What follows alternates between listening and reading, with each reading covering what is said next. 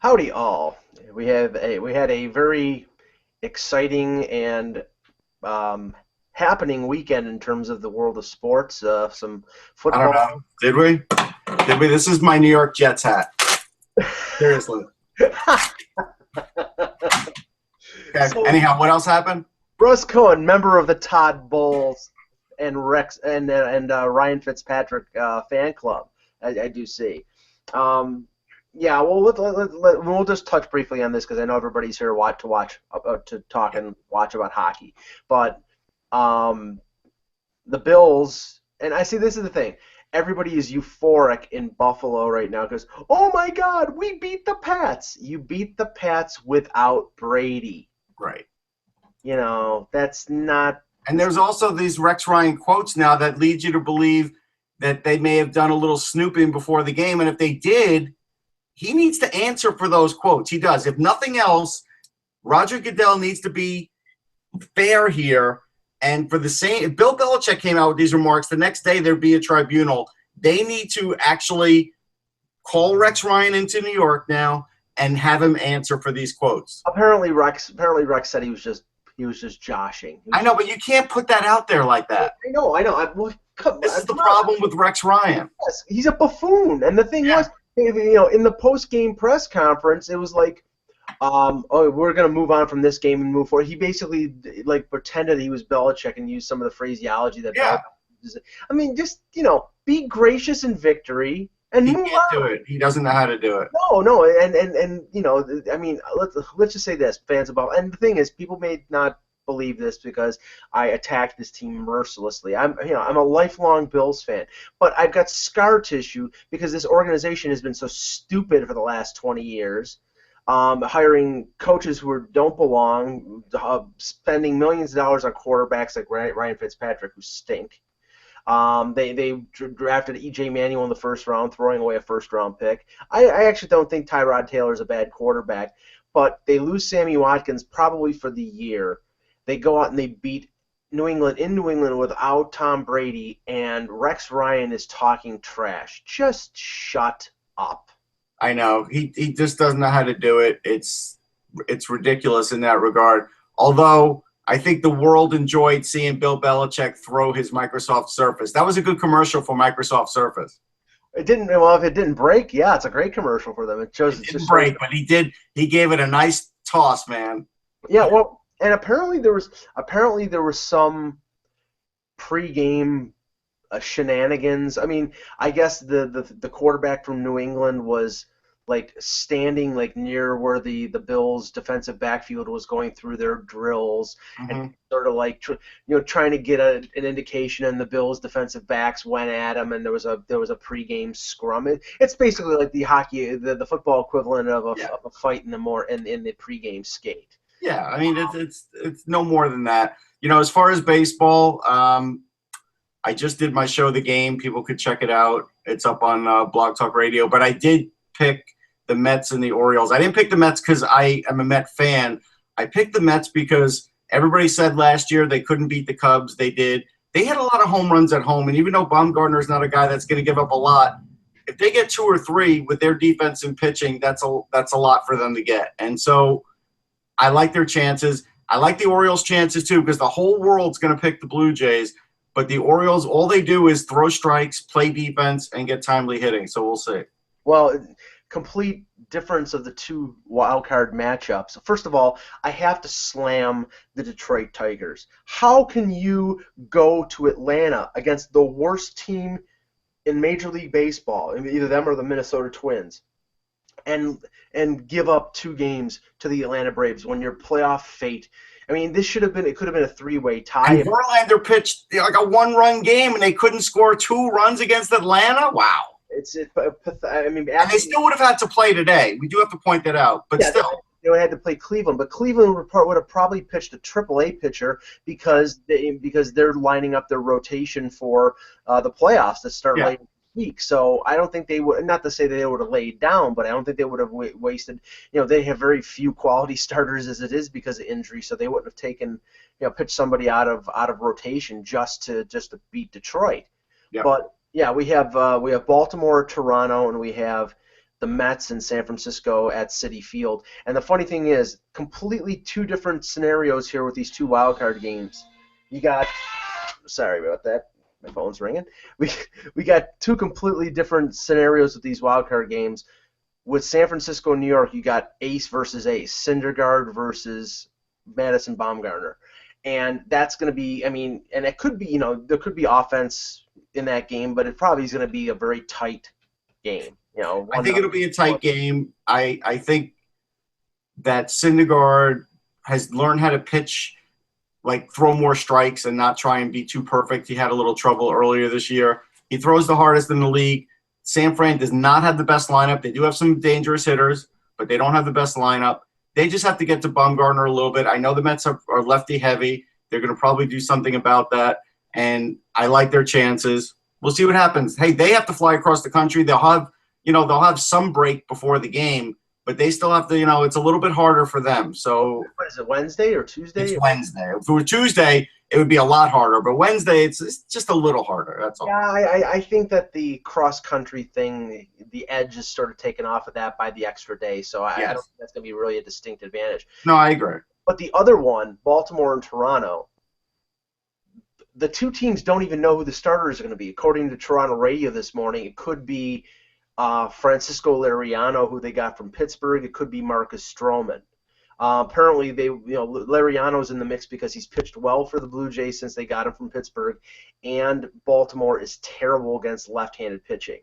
But you know what? They talked up Marcus Stroman like he was going to be the number one guy when David Price left for Boston. And if they choose a rental in Liriano over Stroman, that's a commentary. First of all, Stroman had a terrible year this year. I think his ERA, if his ERA ended up over 5, if it was under 5, it was barely.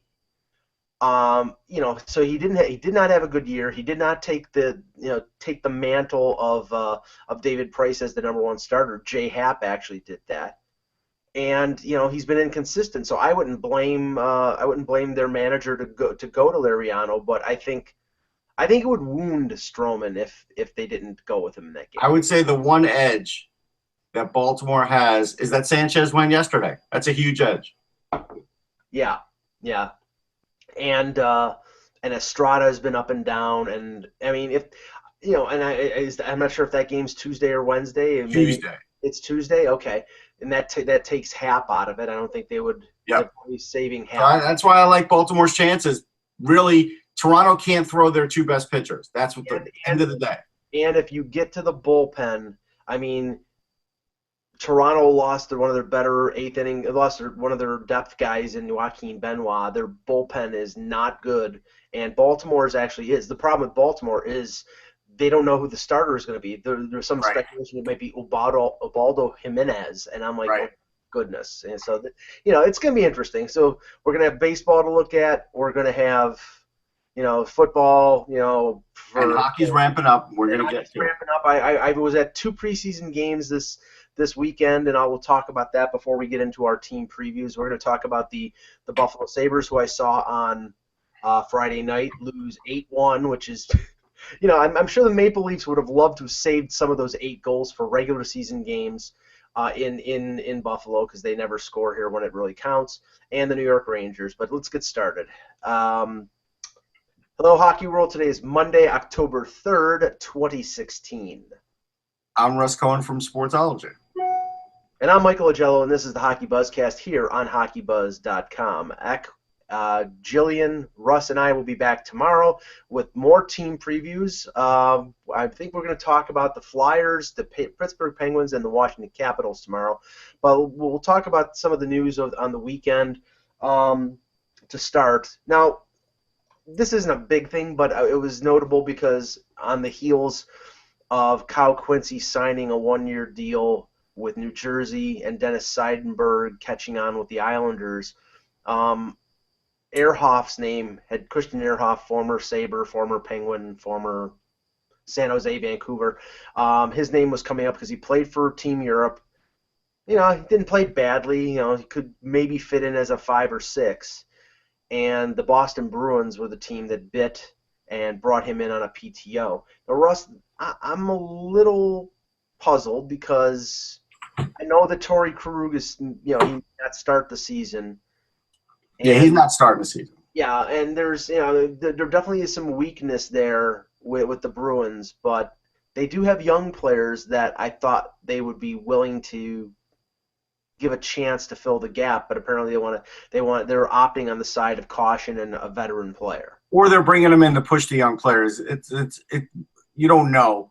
I just saw them play against the Flyers. They did beat them in a preseason game. I don't even care when I'm watching these games. I don't even care about the outcome.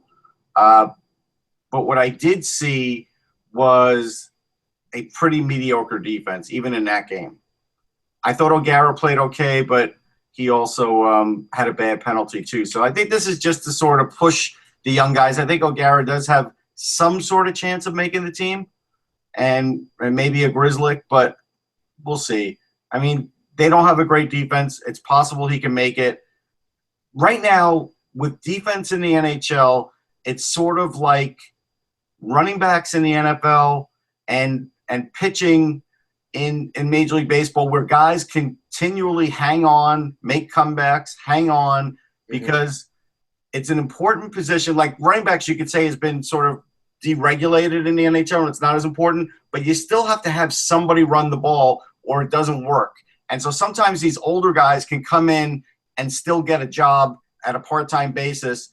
Same thing with pitching. You always see these old pitchers making comebacks, especially relief pitchers, but sometimes starters too, And then again, in hockey now, we're seeing a lot of defensemen who are way past it, not age-wise, but mileage and otherwise, constantly getting invited into camps. Like Wisniewski just got cut. Yeah, that was the one I was going to bring up because it was a little surprising. And, Tampa Bay, I know that their defense is pretty deep, but they bought out Matt Carroll. And when they invited Wisniewski on a PTO, I thought, okay, if he's got anything left, if his knee is close to 100%, if he can play, that's a real good get for Tampa. I mean, I don't know how much he would have been asking for in terms of a 1-year deal, but all I know is in early July, the rumors were out there that he was looking for a 1-year deal. He was looking for that $2 to $3 million range on a 1-year deal. Didn't get it. He took the PTO, and now he gets released by Tampa, which to me, Russ, means he's got to be done. His knee is not 100%. Yeah, it doesn't seem like it's the right time for him. Maybe when he's 100% healthy, he'll make one more go at it, but it's not a good sign for his career, that's for sure. And this is a pretty quick, like we've decided you haven't made the team. Like he didn't even make it to the end of preseason, right? So that's I mean this was there were a few PTOs this weekend that were let go, but they were the guys that you thought didn't really have a chance to catch on, like Zach Boychuk in Arizona. Wisniewski was a guy I thought that the Lightning would be, biding their time with, give him all the chance that he would have to make the team, go to the last preseason game, and they didn't. Here's the one thing I've learned, and we were talking about this in the press box, me, Anthony, a few of the other guys. The NHL now decides, or the game, I should say. It's not the NHL, it's the game. The game now decides whether you're good enough to still be in it. And sometimes the game basically retires you. And we're going to talk about another player in a minute where the game has definitely retired that person. And that's what happens here. I mean, the game is just at such a high speed. You can't make mistakes. You have to have some offense in it. There are like 4 or 5 things that you have to do now, or you don't even see the ice anymore, just the way it is. Yeah, I mean, you get exposed pretty quickly. Yeah. If your reaction time isn't good enough, if you're a defenseman and you don't turn well to one side, all these little things. And there's a book on players, just like there's a book on hitters in baseball or quarterbacks in football. There's a book on players, and they with video study and all that other, it's very easy to target some weak spots in a lineup. Now, a couple defensemen, like you mentioned, and we saw both of them last year, and said that the game had passed them by. And I think this was more the symbolic, wait till a certain point and announce that they're being retired. The sort of like the 1-day contract thing with that they do with baseball or do any place. Dan Boyle is being acknowledged by the San Jose Sharks, and he's announcing his retirement. Yeah, I was going to say he's probably not signing a one-day contract with the Rangers. No, they'd be afraid. They'd be afraid that it'd be on their cap, and and Barrett Jackman. I'm pretty sure that Barrett Jackman is with the Blues because that's where he won the Calder. I think it was 2002. Right. Yeah. Now here's the question: with the game the way it is now, would he have won the Calder if he walked into the league now as a 20-year-old or 21-year-old or 22-year-old? I say no. Like, I don't even know how much he would be able to play, but he wouldn't even have been that impactful, I don't think. Well, it's really strange. Really, really strange how so quickly, within the span, I would say, of 2 years, that the stay-at-home defenseman has become obsolete. Done at every level. Remember, we talked about it a couple of weeks ago. It's not even just at the NHL level now. It's every level. Yeah, I'd say 5 years ago, it was definitely still a commodity that you wanted. A guy like Rob Scuderi was getting a big free agent contract, or back even a few more years, a guy like Mike Komisarek in Toronto, he got the big deal. Jay McKee, the shot blocker. Hal Gill would never even see the ice now. Yeah, it's even if they're big, even if they're 6'7", they have to be mobile. And it's funny going back to the Bruins with the Ehrhoff situation. Is Ehrhoff being brought in because we know that Krug is injured. He may not start the season, but I don't know how long, if it's going to be a week or two or if it's longer. We don't know for sure. They have John Michael Lyles, who can, even though he's a veteran guy, who can still move. But Chara in the World Cup, some people thought he was exposed as, maybe he's lost even another step. And it did look that way, I'll have to admit. The reach is still there. But if he can't move, then he's just a big statue, and they can skate around him. And if that's the case, then he's got another 2 years left in his contract. He's got one more year, over 7, I think. And then he had a 1-year extension. He's making about $4 million. So, they may be bringing in Ehrhoff just simply so they don't have to give as many minutes to Chara while Krug is out. It's possible. Yeah. But Dan Boyle in New York, it was painful. We watched it happening year to year with him, and you knew when he signed that deal. I didn't know the game would change this much, but I knew when that deal was signed that last year would be an awful year. You just knew it. Well, and the thing was that he wasn't the stay-at-home guy. He was the offensive guy. But the thing was, he lost step. And once he lost a step, he still had those offensive instincts. But he did, and on the power play still could do it, and once in a while could still walk in and take a shot and get a goal. He did get some goals, but you're right. Everything else, And Barrett Jackman was the number 6 in Nashville. He was, that veteran hole plugger. And he signed, and he had I believe he had a 1-year deal with them. They didn't re-sign him, and they brought in Matt Carle, and he's now the number 6 veteran hole plugger. And Matt Carle's hanging on because he is a very good skater. He is. Good skater, good puck mover. Still could be better with puck security and all that. But here's the thing. So like in the NFL, and this is where sort of my Jets frustration comes in. But this is where the NHL, a lot of the teams have gotten smart. When you're drafting guys now, you have to sort of draft a guy that's right for the league, right? And you don't know when the league's going to change. Mm-hmm. So sometimes you get a player 4 years ago, and then all of a sudden he's just not great for the league, and that's not your fault, right? That's something that you couldn't see in a crystal ball. But as an example, like the Jets took Calvin Pryor in the first round, and he is a hitter, and he's being asked to sort of cover, right? And he's being exposed left and right yesterday, like 3 plays. He literally fell down on a play, but on other plays, he couldn't do it. He made 1 good hit, and then he had 1 hit to the head, and he's out, right? And that's sort of what the defensive defenseman is now. They get exposed that they're out there. They might get 1 or 2 cracks at a guy where it's a big hit. But even coaches now, when you start talking to coaches and say, hey, he played physical, whatever, even coaches now acknowledge yeah, that one hit in the game might be something. Elaine Vigneault said that in response to Dylan McElrath. Like, hey, that one hit in the game might change momentum temporarily, but it's just not enough now. You have to offer a lot more than that. And I'm not saying McElrath doesn't. I'm just using that physical part as an example where it's nice to be physical. That used to be the number one requirement of the position. Now it's just, well, after you can move the puck and after you can make that first pass and after you can skate well, we hope that you're physical too. Some news just coming over the wire here for Leaf fans. I know I just wanted to mention Austin Matthews' debut last night against Montreal at the ACC. That I was at the game. Nikita Shoshnikov, who played with the Marlies and the Leafs last year, they've shut him down temporarily because of a hamstring injury. He hasn't participated in training camp at all, so looks like he's going to be on the IR to start the season, and then would be activated with the Marlies. Yeah. That's one of the benefits that they have. They have a lot of forwards who can go up and down that are exempt. So, but I mean, I think eventually he'll be back.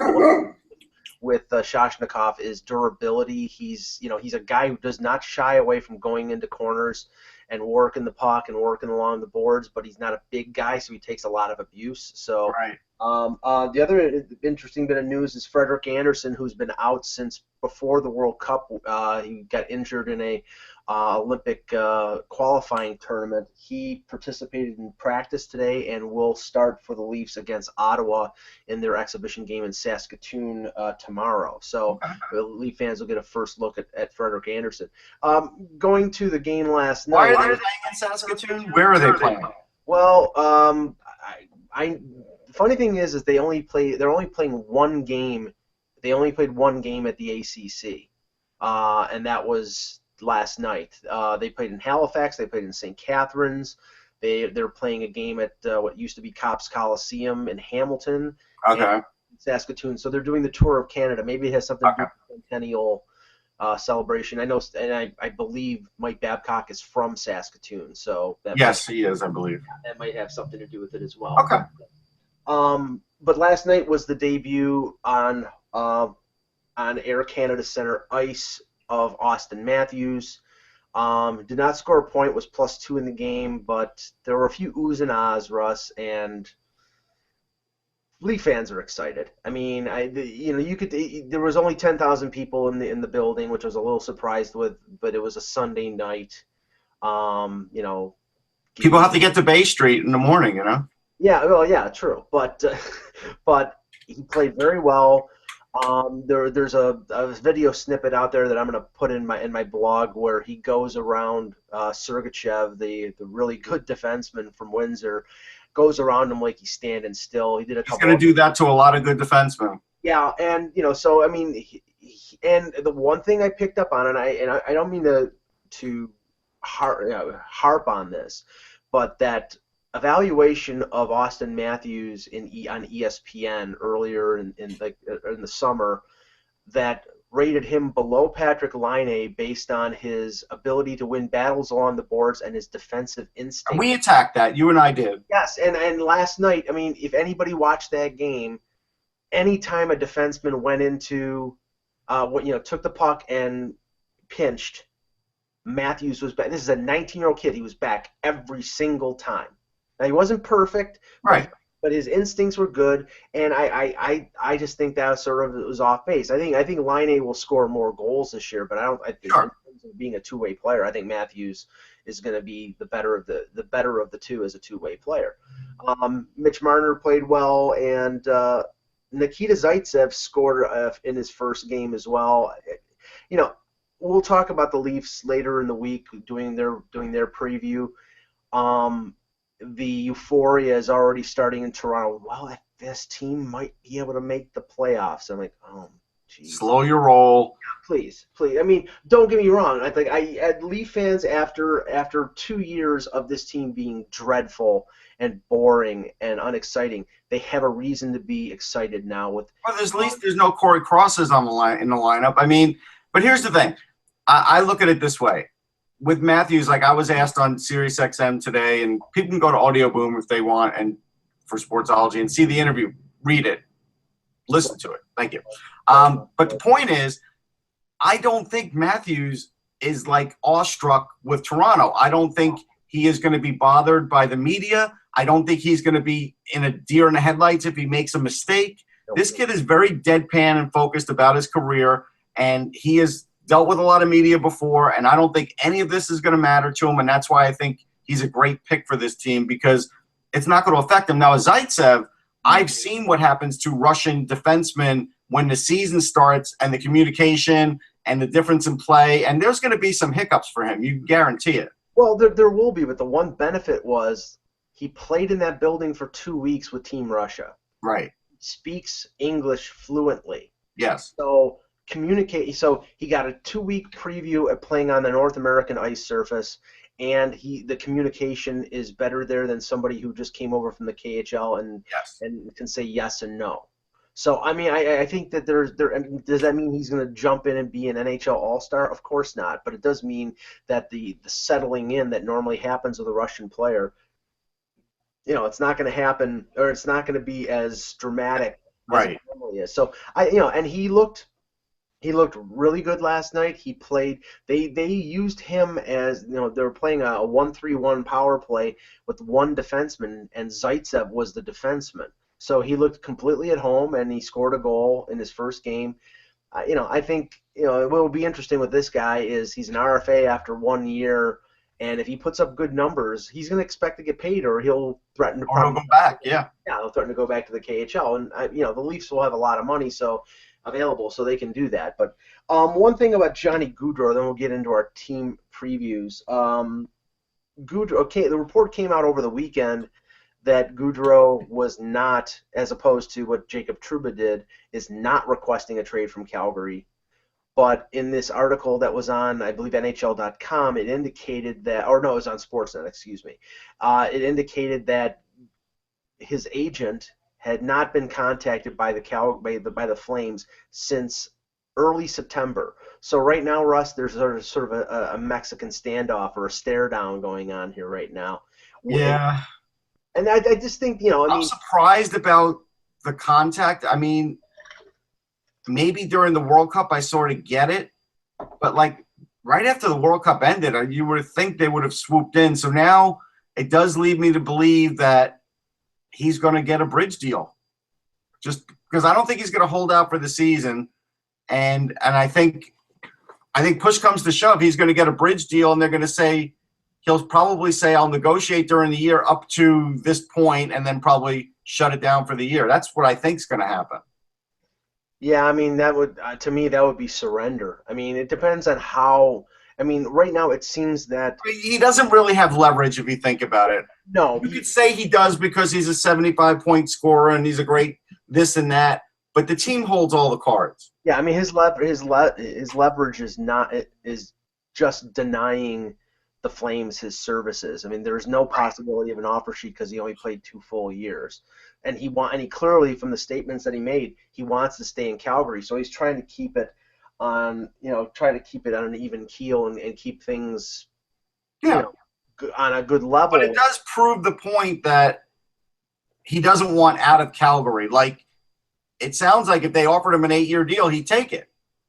Right, but he just doesn't want. From the reports, I mean, Eric Francis from the Calgary Sun reported, and it's been re-reported often, that his camp wants $8 million. Now, he's probably not going to get $8 million. No. But Calgary is basically offering him, or the report says that Calgary is offering him the same amount of money as Monahan. Now, he's a year older than Monahan. And, I think they want to give him the 8-year deal. But if the difference is $1.7 million, maybe they meet somewhere in the middle. But I don't think they want to pay Johnny Gaudreau $7 million. That's the thing. It's like I think they want to get him under 7, and that's. Here's the thing. I mean, we've talked about the contract, but what I didn't talk about the last time is Calgary has to be that team to overpay to keep guys because they don't have a winning tradition. Yeah. They're sort of out on the outskirts.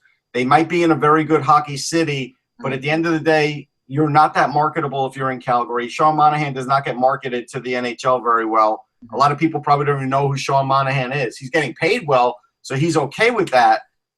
But Johnny Gaudreau is not going to have a lot of endorsements other than what he does for Team USA. That's where he'll probably get endorsements. And so he has to make top dollar there. I get it.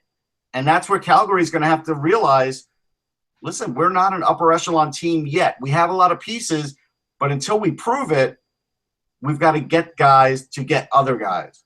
See, the problem is that all general managers now are using comparables.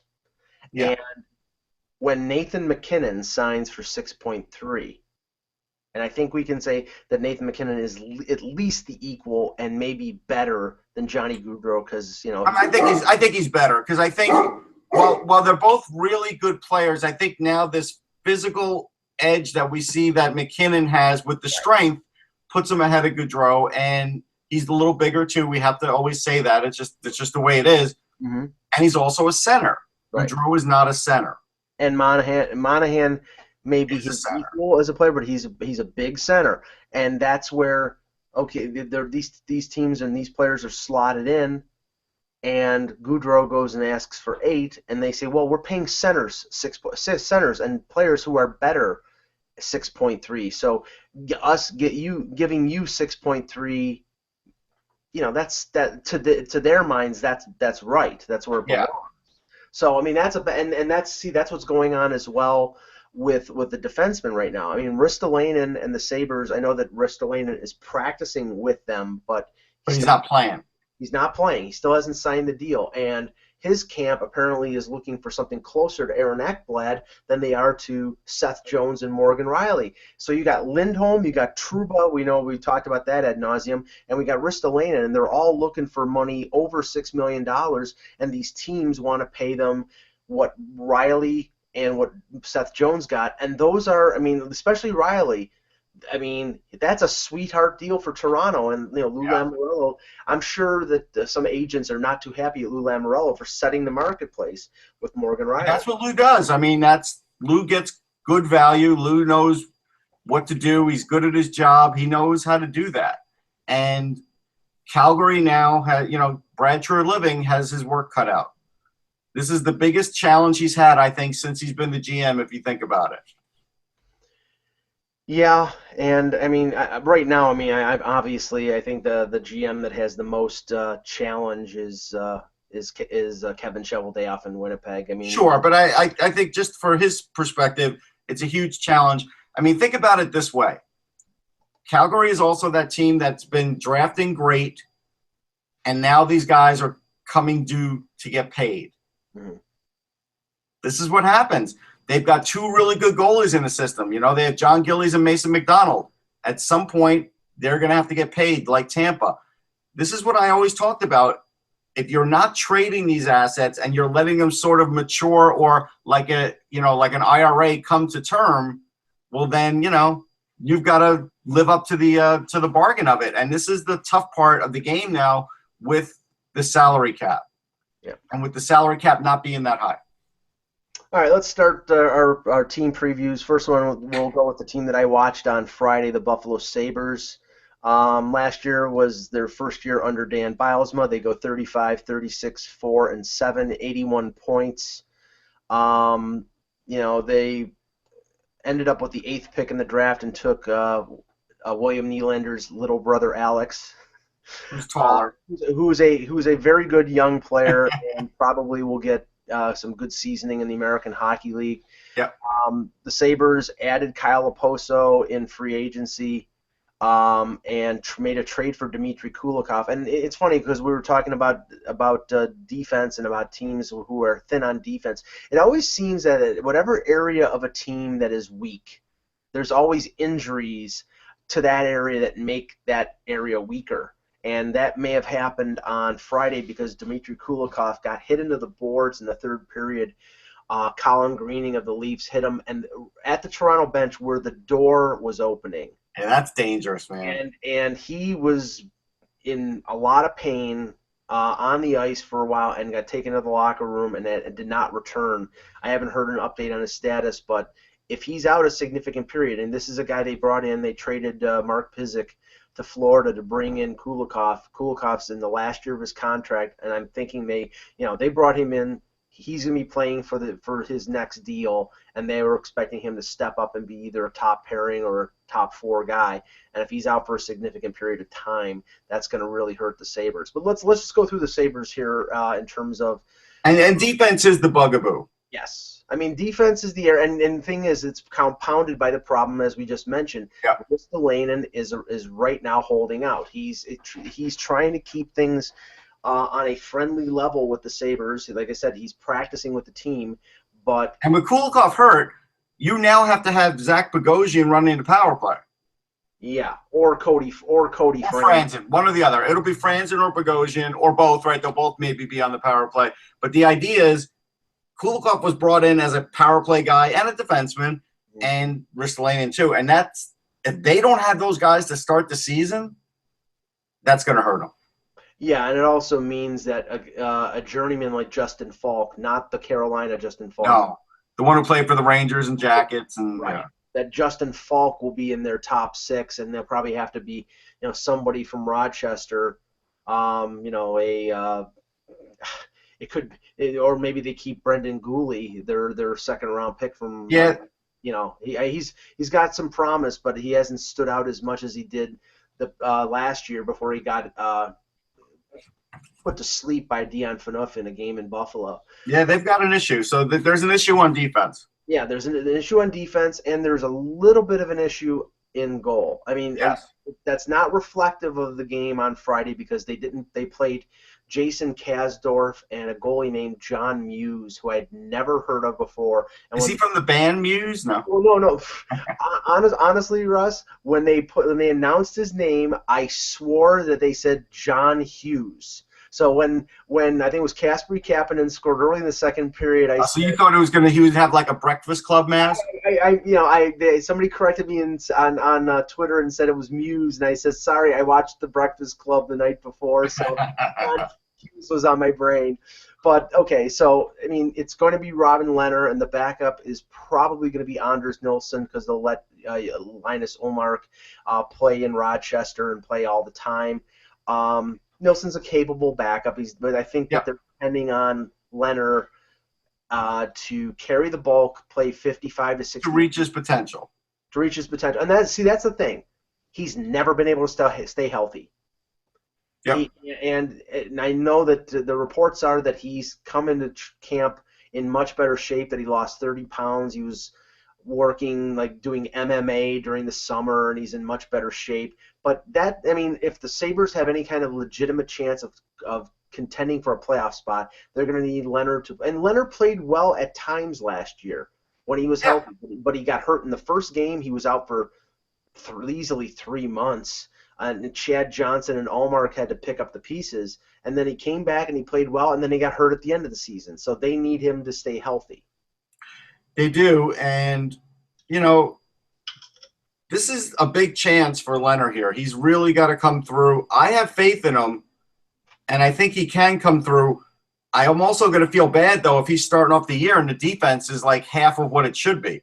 Right. He's going to have to be a savior. And he's only got another year on a contract. He's an RFA after this year. If he has a big year, then I think the Sabres will pay him. And if he doesn't, then he may be relegated to that, in the minds of some general managers to be a guy who's a backup. Yeah, I mean, he's 25, and this is usually the age where if it's all going to kick in, it will kick in. So I hope it does. I think it might. Now, where this team is strongest, and if they're going to make it, if they're going to challenge, it's going to be based on the strength of their forwards. Up the middle, they're very strong. You have Eichel as your number 1 center. You have Ryan O'Reilly as your number 2 center. You've got a decent third-line guy if they use Johan Larsson as a third-line center. They've got a number of guys who can move into the middle. Innes has played center at times, but I think they want to keep him on the wing. Gergensons can play center. They bring in a Poso, but to me, Russ, this season comes down to can they get something out of Evander Kane, and can Tyler Innes stay healthy? I was thinking the exact same thing. The whole season seems to be hinging on this because Innes is a big player for them, could be a big point producer for them if he doesn't have concussion issues. and Kane has to, score 30 goals. If he scores 20 goals again for what he's getting paid, he's not really earning his keep. He's not, because on this team, he needs to do more than that. And he is capable of doing more than that. But again, until we see it, I don't know what to say. And all the off the ice stuff will go away in a sense if he performs on the ice. Now, interestingly enough, Molson seemed to, I don't know, he won a shootout the other day. Maybe seems to be looking a little better. We'll see if we get anything out of Matt Molson. Yeah, I mean, that was a dreadful game, and really he wasn't noticeable. He's always been good in shootouts, so right. But I heard, and I'm pretty sure that he played on Friday. That's how unnoticeable he was. If he did play, I didn't notice him, and if he didn't play, then that's the reason I didn't notice him. I mean, Reinhart will be a big player. Wouldn't shock me if he's on second or third in the team in scoring. Wouldn't shock me at all. I think they're going to keep that because that was the combo that worked. They kept Reinhart on the wing with Eichel. Yeah, and Reinhart's smart. He snips out plays at the net. Yes. He's really good with getting in rebounds and putting them on net. Yeah. Like, he's really great in those dirty areas, and I think that is a smart matchup. Yeah. Look, Hudson Fasching. Hudson Fasching has got a chance to make the team. Yep.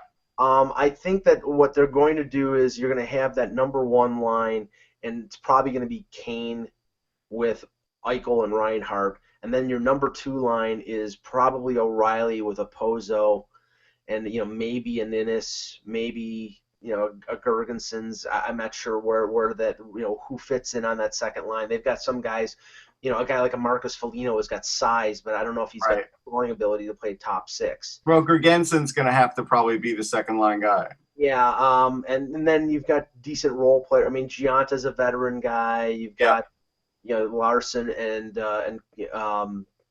Delorier's a pretty good player. Delorier's a big body. So Baptiste, if he could make the team, is another guy who not only is big but can skate very well. I don't know how much you'd put the puck in the net. He might be able to. I think the guy who could make it, he may get sent down early but could come back, is Justin Bailey. Bailey's another big athletic guy. Good speed with he's. My issue with Bailey was his motor. Can he keep it going all game? Well, I think that's the thing. I think if they send him down, that will give him the motivation to get going. I mean, I don't know what kind of camp he's having, but he's got the physical tool. He's got the measurables. There's no question. And I know they're high on him because I've talked to some of their scouts before many times about Bailey. This is a pretty good team. It's got size, and it's a side. It's probably one of the bigger teams in the league if you think about it forward-wise. I still don't think right now with what they're starting the season with and everything else that they're a playoff team. They could surprise you and get hot and make the playoffs. But just on the look of them, I don't see them as a playoff team just yet. Yeah, Casey Nelson is probably the defenseman who steps in because he played. Yeah. He's probably the guy who steps in as a number 6 if Kulikov is hurt and if Ristolainen is still holding out. But I agree. I think they'll be over 500. I think they'll be like 8 to 10 points within the playoff race, but that's that means 11th or 12th in the Eastern Conference and not 9th. Right. So I think they'll be better. I just don't think they'll be good enough because everything would have to go right. No sophomore slumps. All the defensemen playing great. Leonard playing out of his mind. Everything would have to go right for them to challenge for a playoff spot. And I think that's too much to hope for. So I think they're going to be a lot to hope for. I'll say that. They're going to be on the outside looking in, but I think they're better, and I think they're on the right track. Switching to the New York Rangers. Rangers lose in the first round to the eventual Stanley Cup champion Pittsburgh Penguins last year. Record of 46-27, 7-2. Russ, I mean, we've said this on the webcast before. This is a team. If there's a team on an upward track and a team on a downward track, the Rangers look like they're on a downward track. Now they've made some interesting moves in the offseason. But the more interesting are the moves that they didn't make. They didn't trade Rick Nash. And some people thought that there was a possibility that they would. I actually think that they made a pretty good move with trading Derek Brassard in the deal for Zibanejad. Yes. I think, to me, that's that's as much a product of Ottawa being a fiscally responsible organization, because they. front-loaded money on. But it's also a future move for the Rangers because Zibanejad is a bigger guy. He's a faster guy. Right now, Brassard's the better scorer, but Zibanejad's got a rocket of a shot, and people are starting to see that now, Ranger fans that hadn't seen him previously. So I think there's some optimism with that move for sure. I did just see something that's interesting. So Josh Juris and Nate Gerby, if they don't make the Rangers, have options in Switzerland. And if you remember, I was telling you that there's going to be some odd men out at the forward position for them. Well, that may be the way they're going to do it because they pretty much have to use Buchnevich at forward. Like if they don't, he's going back, right? So they're going to have to try him out. Now, VC's been terrific. VC was the best guy in Travers. He looks good right now. I don't know exactly what line he's going to play on, but he's going to make the team and deserve it so. And so now what's Pavel Buchnevich going to do? That's a really big deal.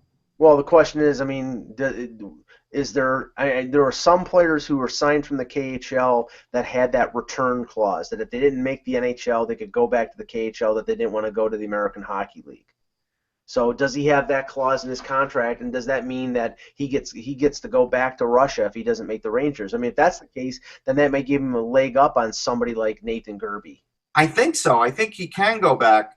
We'll just see. I mean, I'm going to watch him tonight. I'll see him tonight against the Flyers. We'll see what he can produce. I've seen him a little bit this year, and I haven't seen enough of what I used to see when he would play in the World Juniors or at the junior, at the KHL level. So the jury's still out on what he's going to do this year, but they have to use him. And so that's going to take up a roster spot. Brandon Peary is clearly made the team. He always looks great in preseason. He is capable of scoring 20 goals. So he's making the team. And that's what I'm saying. So now when you start figuring out lines, it's a good problem for them to have. But Peary has to really play an all-around game because he really is not great defensively. And that's going to be a tough one. You might have to put Peary with like JT Miller to sort of make up for that. And JT Miller's gotten better defensively and definitely more physical. And so maybe that's the combination there. We'll see. Kevin Hayes has to be better all around too. He does. Well, this makes sense since they're friends and they played together all the time like during the summer in Boston, that Hayes and VC would end up on the same line together. Yeah, I could see it, and it would make a lot of sense. I mean, again, you got to try to do something like that. Maybe that does spark him to even be better. And look, he had a pretty good year, but he was deficient in a lot of areas of the game. And VC, that would be good too. Lindbergh, he's not going to be there to start the year. He's out a couple months. That hurts him. He actually was a really good all-around player. Now, on the plus side, Zuccarello looked great for Team Europe. He may have been their best player. The career of this guy is just, like I said, it's inexplicable. None of us would have ever thought he could ever give these kinds of contributions. He was their best player last year. Rick Nash has to show up. Rick Nash has to have another 40-goal year. Yeah. It's a lot of pressure, but and they brought in Michael Grabner basically to be a fourth-line guy and a role player. He might not make it either.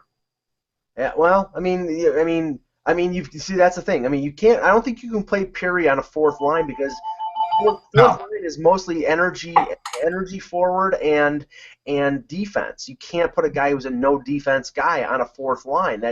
He's got to be a top 9 guy for them to make the team. If he's making the team, he's got to be at least on that third line. Does he get elevated to a top 6 role because he fits in as a scorer, as a sniper on one of those lines? I mean, it's possible. It's possible, but just because Gerby and Juris had Switzerland options for Switzerland, if Grabner can't put the puck in the net, then he can't. He can't put the puck in the ocean, let alone in the net. I kind of wonder. I know he's a good penalty killer, and the Rangers need help there. Is it enough to keep like him and Tanner Glass on that team because of that? I don't know. Yeah. Well, so I'm going to be really interested to see what happens with Grabner. Well, that's. I think one of them will make it, and if that's the case, then maybe Vigneault is more loyal to Tanner Glass than he is to Grabner. And Max Lapierre is still in camp. Yeah, and I mean, where does Fast fit in? Is he a third liner? Is he a fourth liner? I mean, no, he's a third liner. At this point, he's a third liner, and he's their best defensive player, their best defensive forward, I should say. And look, I wish he'd get second power play time. He once led the Hartford Wolfpack in the power play. He can do it, but he doesn't get the opportunity. Now shifting to defense, and we've talked, There's one Gerard. other thing. Wait, there's one other guy. So somebody who's had a really good camp, and they picked up in a trade, and I remember people were like, I don't know. Nick Jensen, who used to be with the Vancouver Canucks, big guy. I've watched him. He's going to the net. If this guy has a chance of making the team, that's what he has to do. And he's 6'4". That is a missing element for this team because let's face it, Rick Nash doesn't go to the net, and really nobody was going to the net for the Rangers in the playoffs. This kid could actually make the team if he could show that he could be a battler in the crease. So what you're saying is he's Victor Stahlberg with guts. Better hands. Yeah, well, no, but the Victor Stahlberg for his size would never go to the net. No, true. And yes. Yeah. And he has better hands, yeah. Switching to defense, we talked about, Girardi slowing down and maybe his role diminishing, Stahl being, I think reflecting the abuse that he's taken in terms of blocking shots over the years. He's started to slow down. McDonough is still a top flight defenseman.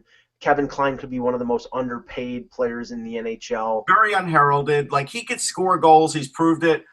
He's their most unheralded defenseman. But, I think for the success of this team, they finally got out from under the Dan Boyle contract. Yes. The ascendance of Brady Shea and maybe McElrath holding on to a bottom pairing role. I mean, that at least brings some young blood in on the blue line. Now, I've heard some things about supposedly Adam Clendenning is having a good training camp. Yeah, but he's a smaller guy. He's never been terrific in his end. He does lead the rush well. He skates well. He passes well. He does have the offensive measurables, but I've never loved his defense, and I would like to see them sort of send him down and let him sort of learn how to play defense the Ranger way, because that's been the most successful thing about the Rangers for the last few years, if you think about it, is the fact that they've been able to bring defensemen in and get a lot of mileage out of them and have them do very well. Even Dan Boyle didn't kill them, even though he could have killed a lot of other teams. And it's also a credit to their top guys. Mark Stahl, you didn't mention him. He could still play. I don't think he's a top guy anymore, but he's their top guy. And so I think we'll see what he looks like, but that's going to be a big deal. I like what Shea brings. I think Shea will be fine. I think he has to be in that top 4. You might as well put him there. He's fast and he's physical, and he skates great. And so, I like him there. Kelly Anderson's an interesting guy because he does have the offensive measurables, but they'll send him down. Matt Bodie's just never probably going to get a shot with the Rangers. It's a shame because he was great with Union. He's an exciting player at times, but he's never really fit in. Ryan Graves has the size and he has just enough skating ability to make this team at some point. He could steal a McElrath spot because, again, Ryan Graves, the one thing he does better than McElrath is he is a supreme shot blocker. Mm-hmm. Like, he is great at that. And I think anybody who was scared that Henrik Lundqvist was starting to get too long in the tooth and maybe slowing down, if you watched him in the World Cup. Yeah, he looked pretty good. He looked pretty good. So there's no worries about him. And so, yeah, I think this team is right on the edge, man. They are. If there's a team on the bubble, this is the team on the bubble because we just named like 7 question marks. We did. Now, the good things are, hey, Derek Stepan, Matt Zuccarello, Henrik Lundqvist. There's a lot of good things about this team. McDonough, Klein. I still like Mark Stahl. I know a lot of Ranger fans have soured on him. I haven't. And so they have a core still on defense. That will keep them in it until the very end. And then it's just a matter of, can they beat out teams like the Islanders and maybe the Blue Jackets, right? I mean, these are going to be teams now that they didn't have to worry about last year, but may have to worry about this year. And again, are they going to expend so much energy to make the playoffs that they can't function in the playoffs? We'll see.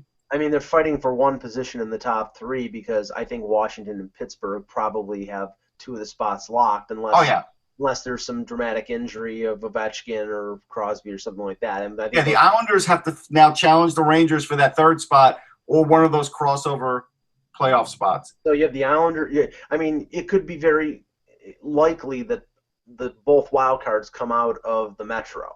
It's Yes. possible. But you also have to factor in the fact that the Atlantic, I think, is the worst of the two divisions. Yes.